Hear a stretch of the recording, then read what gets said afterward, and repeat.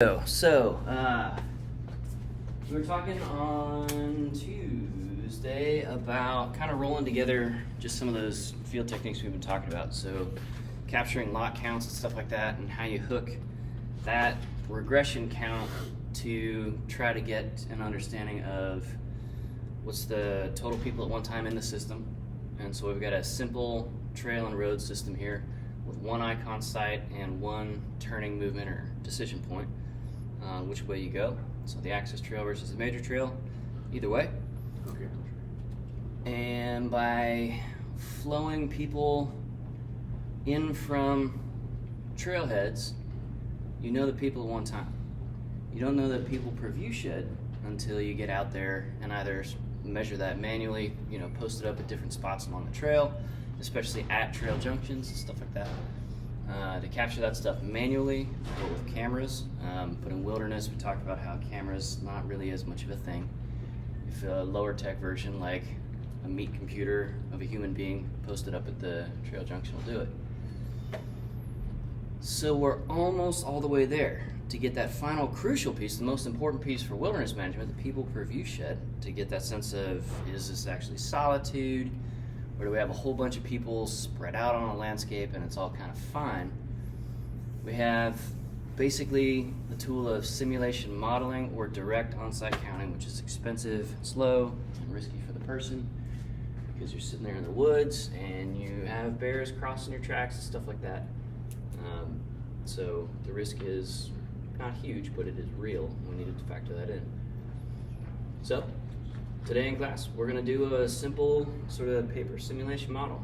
And on Tuesday, we mentioned that in a production environment, with GIS and, 20 years of lot monitoring counts and stuff like that, you set this stuff up in silico on the computer and run it 1 million times with minor tweaks of, okay, when it's a rainy day out, here's how much that kind of generally on average or median depresses the typical lot count at lot A or this sort of roadside parking area.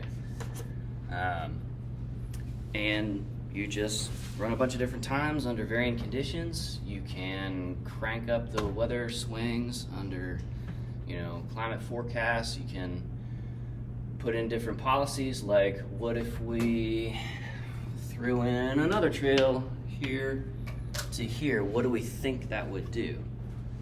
Run it 1 million different times under varying conditions, and you get a pretty good sense. And this model, like every theory, is an approximation of reality. So a model is not reality. As obvious as that is, when you start doing math and putting options in front of your district forester on what can we do to alleviate some crowding problems here or protect some resources along the way, whatever, they're going to see your numbers, and generally speaking, people are like, okay, I believe you. But what they are believing is the outputs of your model, not the reality on the ground. You are always abstracting stuff. You're saying some of the things that are in reality around this area in the map, they don't matter for the purposes of answering this wilderness management question. So we're just going to not build that into the model. So we can just put in our data, our lot counts, and our data on 10% of people turn south off the major trail onto the access trail. 3% of users are accessing this from the access trail, and so all 100% of those 3% are going towards the waterfall, et cetera, and stuff like that. So those counts are not reality. Each of those is a model of what's happening in that specific spot in your model, right? So you got models built out of models. And what that means is with each layer of models, you're doing a little bit of abstraction. So we use stats to say, all right, I'm 95% sure that the real behavior is somewhere between this low value and this high value. So when was wrong. when Ruffner's teaching you guys like basic stats and measurements and stuff like that. This is the same thing, right? You get an estimate plus or minus X number of stems per, radial plot or BAF prism cruise or whatever. And that's important to remember, right? So the number you get is a pretty good estimate, but it's always still just an estimate. And you gotta keep in mind that if you're the on-the-ground ranger, you're gonna see some stuff that the model never captured, right? You're gonna have issues that the model didn't factor in, like Apple releases the first iPhone in 2007 and people start doing crazy shit outside because for the first time in human history, now you got a phone and a GPS and a computer map and all this stuff. And you don't have to be a Garmin nerd back in 2007 with your little $100 E-Trex. You just got your phone and so forth. And that changed behaviors. And so all of the management assumptions, all of the models built to use those assumptions and stuff like that, we had to update that over the last 15 years. Yeah. I'll piggyback off what you just said when Pokemon Go got released too. Yeah. The Sir. crazy of all that, like where all that shit would go, because people would go off the trails. Absolutely. And then you'd say, oh, I saw it all the time in Arizona. People would be walking off a cliff almost because they're trying to catch a damn Pokemon. Yeah. So this was particular. Pokemon Go was particularly issued with places like Great Smoky Mountains National Park. So Great Smokies is a big sort of area on the spine of the Appalachian Mountains, and there's a couple of different highways that go through it, and then things like the Appalachian Trail are along, the north-south ridgeline. And so you have pretty important parking lots, visitor centers, things like Klingman's Dome, the observation tower at the top of the Appalachian ridgeline up there, top of the watershed, stuff like that, real popular spots. And so you have people driving for hours. 180 million people live within a half-day drive of Great Smokies. 180 million people, right? So you have a bunch of families showing up there, and when Pokemon Go comes out, you have folks piling out of their car in these lots, which are very busy, and you have legit highways with like freight trucks going through and stuff like that. And kids, they pile out of the car, their iPhone's all charged up, and they just go wandering into traffic looking for Pokemans. So it's an issue. It's absolutely an issue. And that stuff just happens to you as the wilderness ranger. Like, you don't have any control over that, but you are left to respond to it. So we use these models to try and get ahead on everything that we can so that we have some margin, some headspace to get after stuff as it sort of pops up, right? Once this tells us, okay, on Thursdays, every week during your peak season, not so much during shoulder season, but certainly Thursdays every year are gonna be bananas at this particular waterfall. Why? Because this is a week wilderness, not a day wilderness, not a weekend wilderness. And so Thursday, everybody does, like they arrive on Saturday the week before, they do a popular camping trip on the west side of this wilderness area, and then pretty much everybody on their way out of the park parks at Lot A on Thursday, does this, maybe they camp overnight into Friday or Saturday, something like that, and then head back to their major nearby city. And you get that information from the model. You get a very, very loose approximation of that information off of those lot counts, but the lot counts don't directly tell you what's happening inside. You gotta kind of run the numbers. Exactly, yeah. So our paper model for today is gonna be, go ahead and grab a sheet of paper and reproduce this.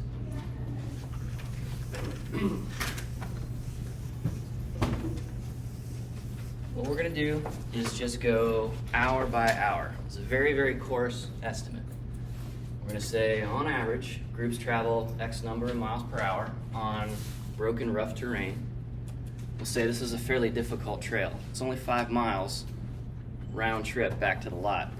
So you could do this whole thing in a couple hours if you're trail running it, no big deal. But for most folks, they're kind of sweating it out and trying to dodge rocks and roots and typical wilderness trail experience, okay?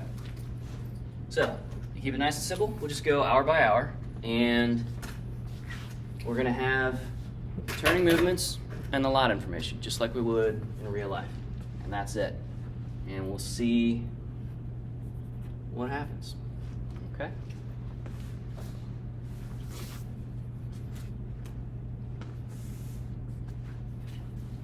So basically what we're gonna do is, if it helps, you can set, you can use, pennies or pips from a board game or something, and basically for each group that arrives at either one of our parking areas, move them through the system. And we'll just track who's where, who can see whom. So, from midnight to 5 a.m., our rangers observed no traffic at Lot A or the Road B pull-off. We just rarely see that. So I'm giving you average peak season behavior at our spots. Okay. So our Lot A count is 0. And our Road B pull-off parking lot count also 0, 12 a.m. to 5 a.m. every day. Let's actually simplify this down. From 9 p.m. the night before, we have no change in traffic. Okay? So, those lots aren't empty between 9 p.m. and 5 a.m. because we have people camping and hiking overnight in these spots. So 0 additions to the lot. How many we start with though? Say again? How many we start with? We shall see. Okay. Lots So, of things. at 5 a.m. to 6 a.m., so in the hour ending at 6 a.m., we go plus 10 vehicles at the big lot, plus 1 vehicle at the Road B lot. So 11 vehicles worth of people arrive at these different places at a 10-to-1 split. So we have the previous overnight traffic, or previous overnight parkers already in the system, plus 10 hiking in first thing in the morning between 5 a.m. and 6 a.m. Okay? Where are they camped out on this trail? Are they about a mile and a half in? That's what the model's gonna tell us. We know how fast people walk on average. We know that typically about 2 hours into a hike, folks will take their first sort of Break. major poop rest break, yeah, okay? And then from there, between 45 minutes to 2 hours for subsequent smaller breaks until the end of the day. All right. So, at 7 a.m., we get plus 15 vehicles at the big lot, plus 2 vehicles at the small lot. On top of the 11? Say again? On top of that 11? That's correct. So, lot A, pretty big. Okay. The hour ending at 8 a.m., we get plus 10 vehicles, plus 1 vehicle at the B lot.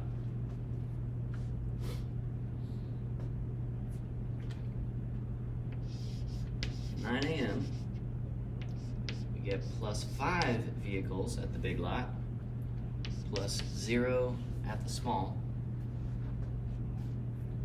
And then typically, to keep our math halfway sane, we're going to have kind of a lull, right? So usually folks are wanting to get onto a trail by about 10 a.m. if they're planning on spending either just a day hike, right? 5-mile loop hike, easy to do in a day.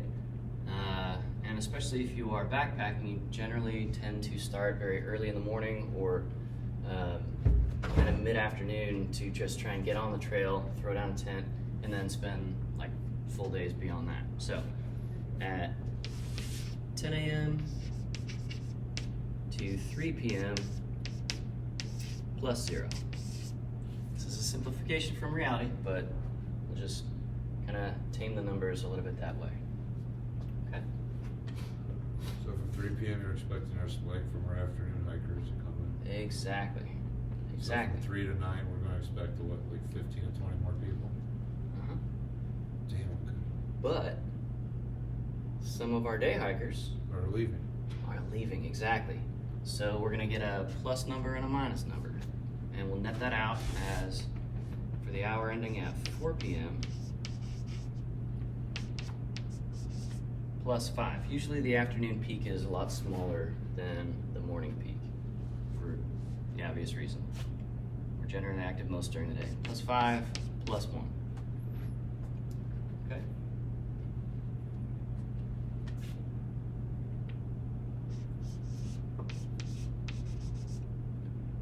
At the hour ending at 5 p.m., we are minus 25 vehicles at the big lot and minus 4 vehicles at the small lot, net.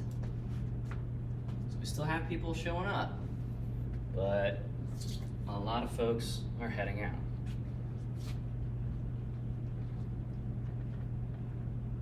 And let's see, The 4-hour windows. 6 p.m. to 9 p.m. We are gonna be, let's see, minus 20, minus 0 at the small lot. Okay.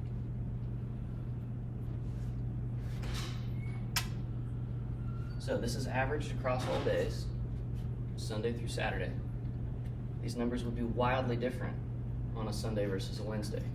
But at some level, if we are capturing the real averages, we don't care. It averages out. That's how math works, right? So we can simplify stuff in that way.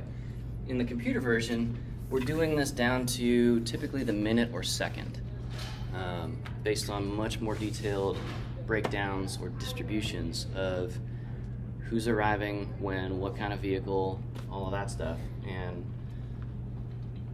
it works because it's all sort of automated traffic counters and stuff like that. Not a big deal. Okay. Cool. All right, so we add 10, we add 25, we add 35, we add 40, we add 45, and then we drain 45 out of the system on a typical day. So there's a net 0 gain or loss at the big lot. At the little lot, we have plus 1, plus 3, plus 4, plus 5, minus 4. So our little lot has a different problem than what's going on at the big lot. The big lot's got Nobody 30, in it. 40, 50 vehicles in it at peak time, right? The little lot is tiny, but it's not draining as many people out as the big lot is, typically. Yeah, so now we tow that car, or now we try and check permits and figure out, oh shoot, is this car here because they're having a longer hike? Or is this car here because they're doing a point-to-point hike from the little pull-out lot there where they're parked over to lot A and they're gonna get shuttled back? Are they just taking a longer trip? Are they hurt?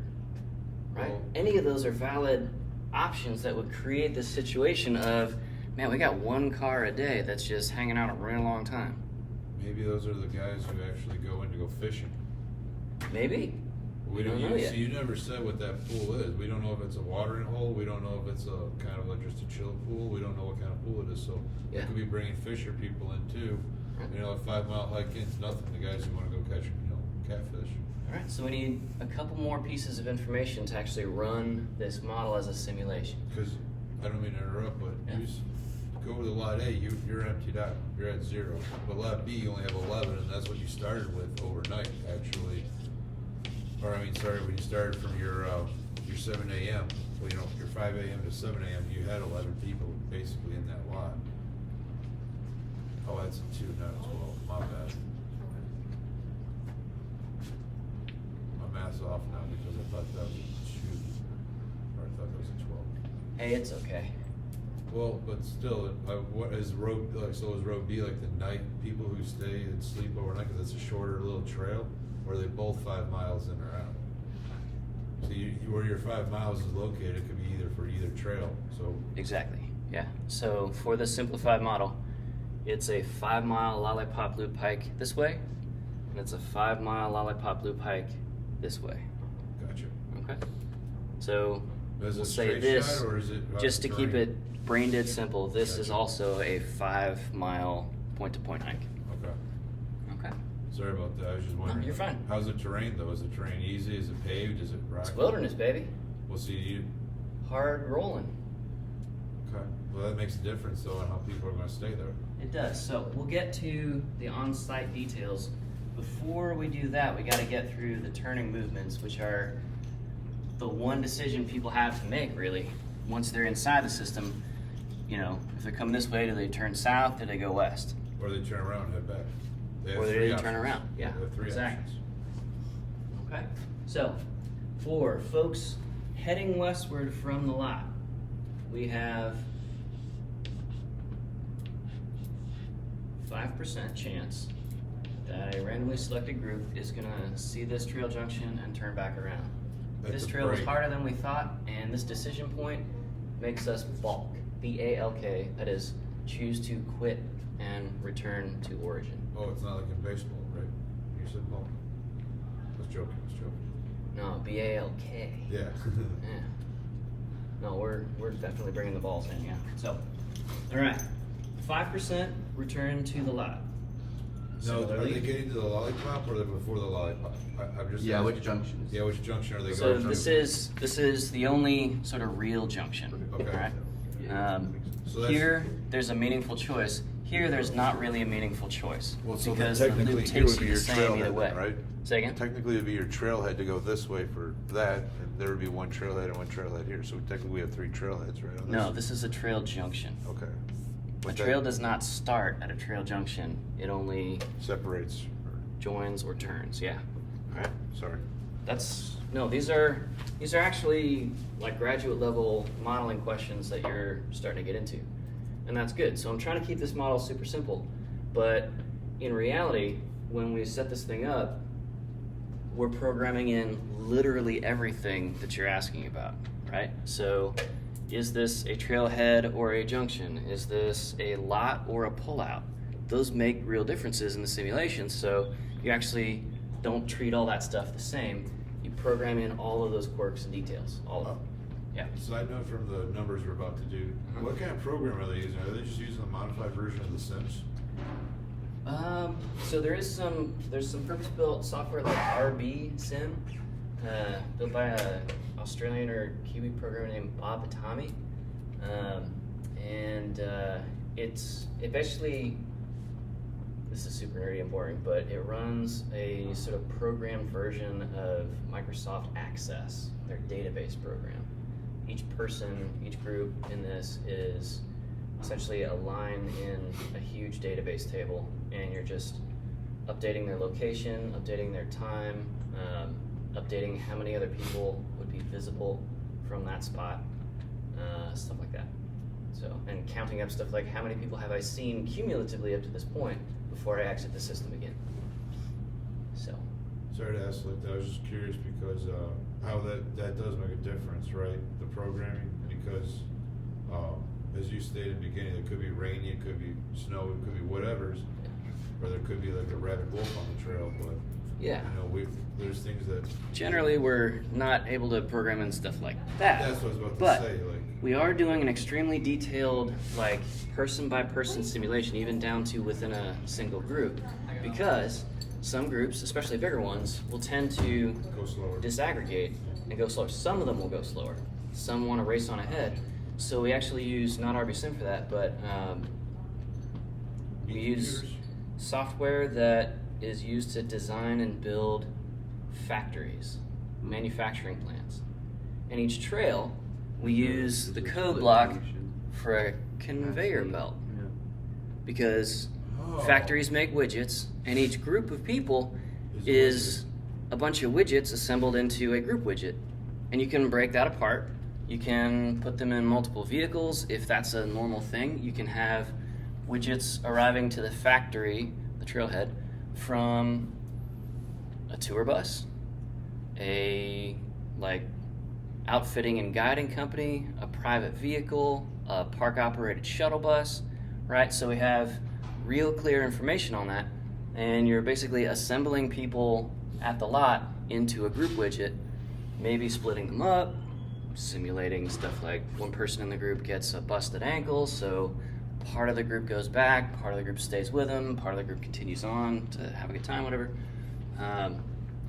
We have to have that level of control, and you can program in stuff like the conveyor belt speed, which is really the walking speed or the bicycling speed or horseback riding speed or the rock climbing speed of each of those groups. And maybe widgets, people start to pile up in spots where you normally have a characteristic delay, like an icon site, a waterfall, and its pool at the bottom of the fall. So to piggyback to Tuesday's conversation, it's like what you said about Yellowstone. I think it was one of those where you gotta get to the dome. And Yep. so it's kind of like that. Yeah, we used exactly this there. Right, Yeah. exactly. So that's why I was connecting the dots. I saw what you're throwing down. Yeah, we had to do that a couple of different times at Yosemite. They were trying out different things, and it's like you can try this stuff and test it a million times in a row, and get a sense of like how popular your management decision is going to be or not, because you can have the little virtual hikers have opinions on stuff too. It's an attribute of that widget, like how much do I want solitude, and what number of encounters does solitude actually translate to in that individual hiker's head, and how many people did they actually encounter, and you compare those two numbers. So is this person happy with their solitude on their hike, or did they see too many people and their happiness rating is too low, so they exit the system pissed off, right? So we're not just seeing where stuff piles up, where there's crowding, where there's congestion. We're also seeing what's the internal state of these people. We're tracking stuff like when was the last time they simulated slept, or had food, or went to the bathroom, right? Because those things really matter in terms of how do you evaluate your hike. So now you're getting to the analytics though. Yeah. That's kind of dangerous though, what you say, because it's kind of doing a probability cost. It's absolutely all probabilities, right? 5% chance, 5% chance on these Of course, turning so what I'm radius. getting at though is, but like you're saying, like at the very end, like how would you rate your experience kind of thing? It's like the solitude versus, sometimes when you're on a solitude hike, seeing those three people does make your difference a little better. I just wonder how that equates into the program, that's all. Yeah. Because you just said sleep and stuff, like what are we supposed to go to the individual person on the program on the widget, say you only got 2 hours of sleep? Yeah. Let's see how you function on this Literally, trail. yeah. Because that's an issue. For the Half Dome hike, you gotta get up at 2:30 in the morning to go hike. It's like 7 or 8 miles out to that spot to hit that thing right around sunrise. So people are literally having a different hike based on just time constraints, the physical constraints of how fast can I walk that rugged 7 miles, whatever it is. And that makes a difference in their decision making. It makes a difference in their perceptions. If they see a bunch of people around them at night, we evaluate that differently than seeing a bunch of people around us during the day. Because during the day, we're more likely to expect that. I Does that would make say sense? so, yeah, but I'm just more. Yeah. My whole thing is, how more accurate is the programming compared to a meat computer?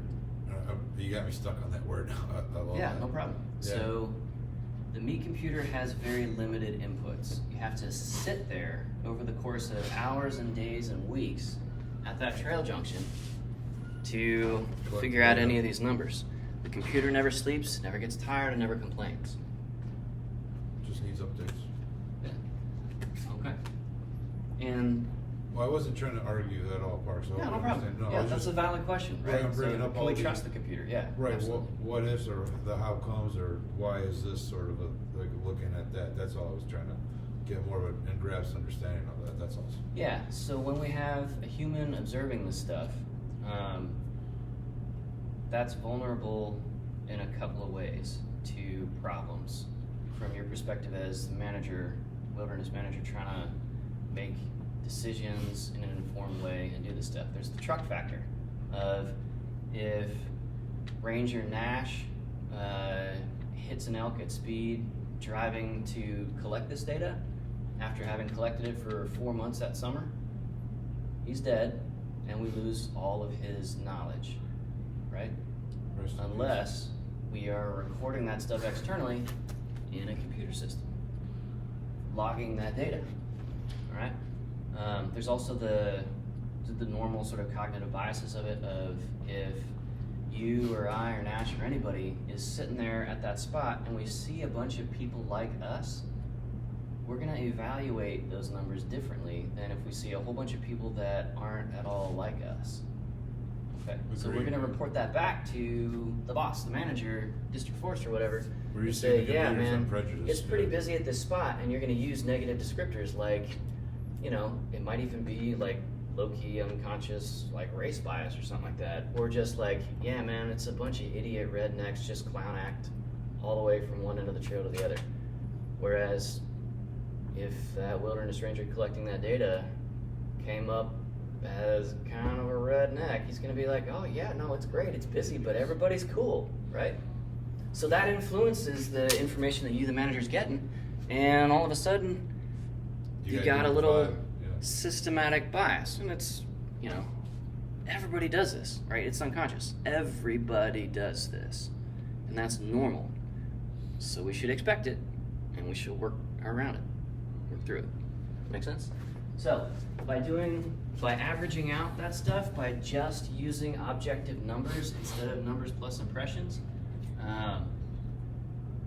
there's not really that bias. Like the number of people that anybody counted is going to be the number, right? There's no way to sort of call that into question. And that's really important because this stuff does get hauled into court from time to time, right? You're making hard decisions based on big data that your users, your contractees, and your concessioners trying to use this wilderness area to make a living or to have a great trip, they don't have access to all of this data. They have exactly what they see and what they know, which is a limited but true, from their perspective, understanding of what's going on. So that's why we're going to ask a bunch of people how their trip went. We're going to get that subjective element, right? So we had objective use numbers, PAOT, PPV, plus the perceptions of those people over here on the board the other day. And this is going to be all the objective stuff, and then we can program in those folks with some of those reported perceptions as well. Okay? So, all that to say, we got 90% of people continuing from Lot A straight on to the big show. The attraction, the waterfall. It's real pretty. It's a 180-foot waterfall, big pool at the bottom. It's hot and humid in the summer. People splash around, take that photo, and then as other people arrive, they start to move out of the way. There's So a the pool's norm safe. about, hey, I just got to enjoy this pool, I think you should too. Come on over, I'll take y'all's group photo for you, and we'll be over here having our picnic while you guys enjoy it. Then the next person shows up, and then they move on, and so forth. Okay? So, 90% in for the big show, 5% bulk and turn back for lots of different reasons, 5% are doing a point-to-point hike. That's all the different ways you can go from this direction. No, From that this makes- direction, we have 5% turning back. We have 90% going on, and we have 5% doing a point-to-point. Yeah, You've not said how many are staying overnight though. that's correct. So out of that We're not there yet. Okay, sorry I keep jumping the gun. That's okay.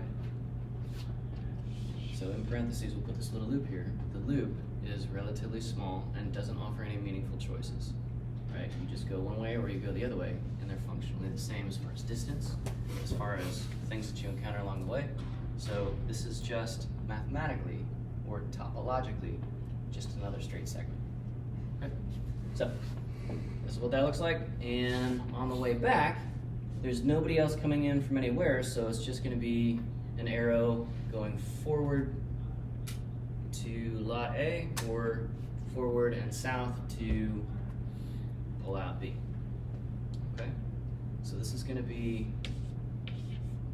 95% likelihood going east, and 25% likelihood to go east and south. That's all of our turning movements. Okay? Cool. So, from here, now we got a couple of minutes to go through the things. Our miles per hour average, which is going to include stops, and is not going to be as fast as 2.5 miles per hour typical sidewalk travel speed, is going to be effectively 1 mile per hour. All right, we got a 5-mile hike point to point. We got a 5-mile loop from the east. We got a 5-mile loop from the south. 1 mile per hour average across everybody. And that's about right-ish.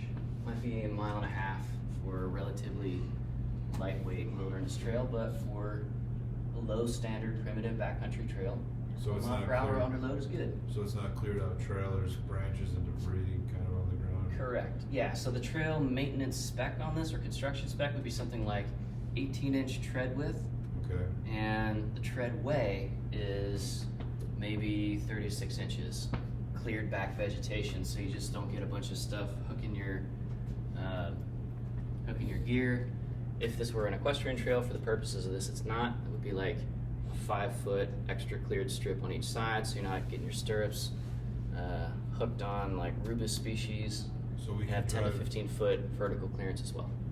Okay, sorry about for interrupting you. No problem. I was asking, can you also put ATVs or off-road vehicles on this trail? No. Okay. This is a wilderness trail. No mechanization, no bicycles either. Okay. So this is explicitly a wild, primitive trail.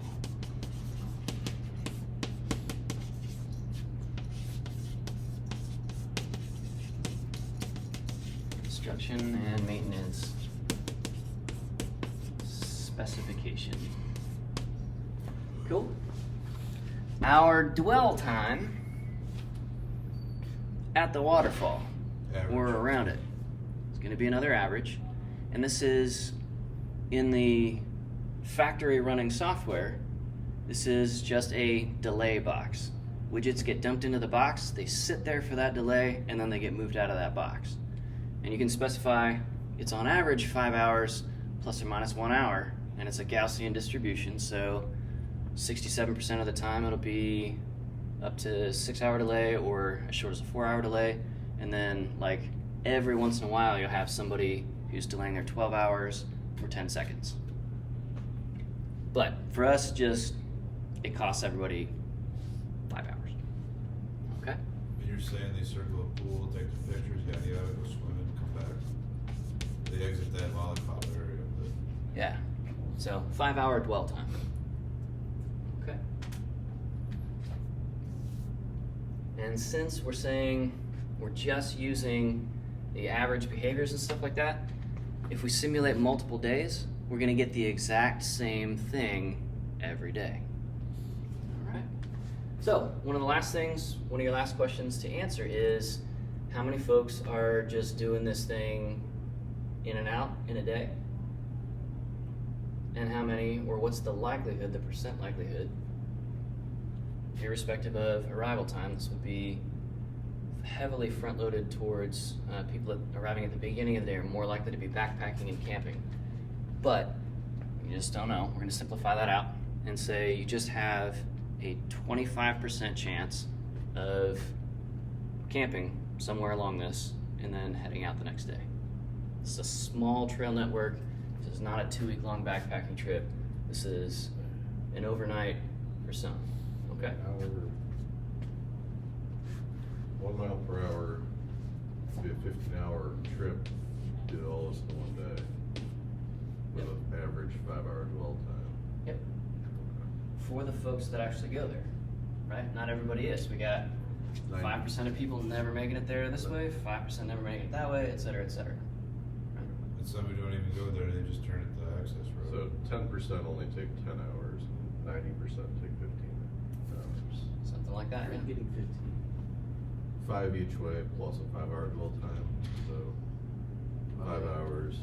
Yeah, you got yeah. 5 hours, Sure. and then another 5 hours back. And that kind of checks out with a typical summer day in a wilderness area, right? You're up and humping down the trail at 6 a.m. and you get back to your car at 9 p.m. going, man, that was pretty all right. Okay, 15-hour day. So that makes sense. What that doesn't map onto necessarily, because we're just making up numbers here, is this right here. So we'd expect a lot of people leaving at that 9-hour mark because we have a lot of people starting to show up at 6 a.m. But if it's 15 hours on average, we should have a bunch of people leaving at 10 p.m. when they started at 7, 11 p.m., starting at 8, and so on and so forth, right? So this is close. It's not exactly right, and that's okay. All right. So our dwell time is 5 hours average at site, and 25% chance that somebody arrives loaded for full bowl, ready to go camping. Okay? So, here's the assignment from here. Simulate one day. Track all the people through. And we're not gonna worry about number of individuals, we're just gonna do this at the group level. One group per vehicle. Right? We're simplifying down again. So every model is an abstraction of reality. And in the business, we're building groups, we're breaking apart groups dynamically. We're just gonna do one group per vehicle. Effectively, it's like one person per vehicle. All right? Cool. So, how do you do the simulation? You start at 6 a.m. and we have a total of, let's see, there are 10, 25, 35, 40, 45 vehicles net arriving each day, and 25% of those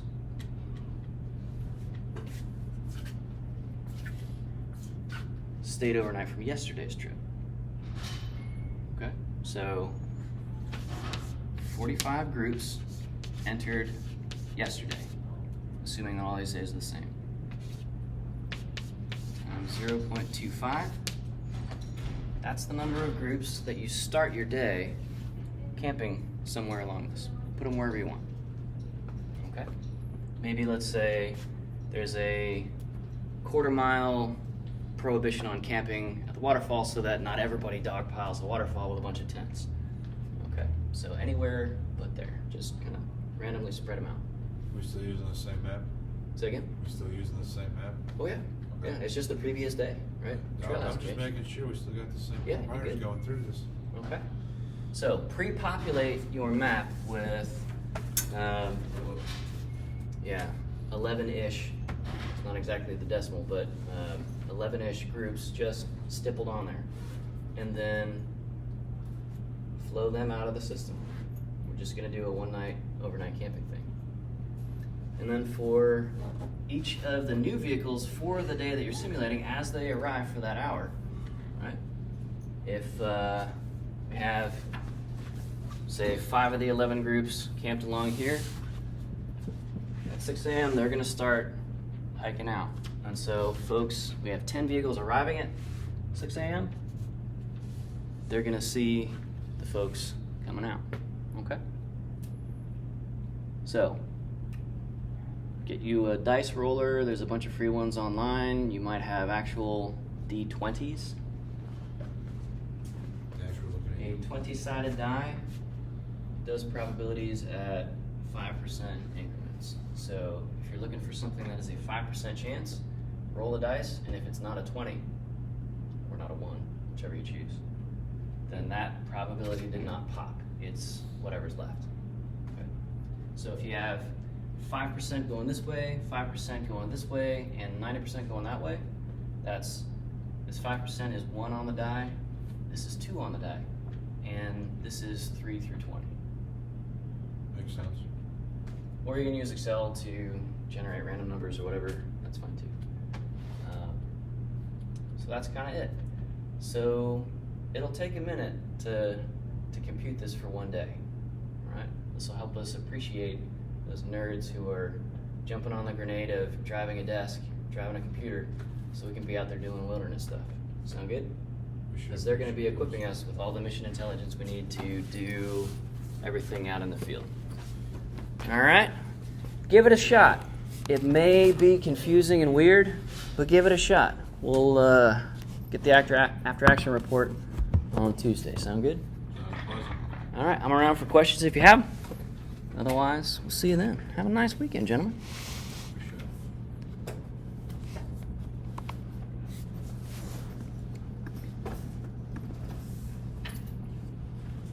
Oh, hey, Nash, did you look at that lawn we had this morning?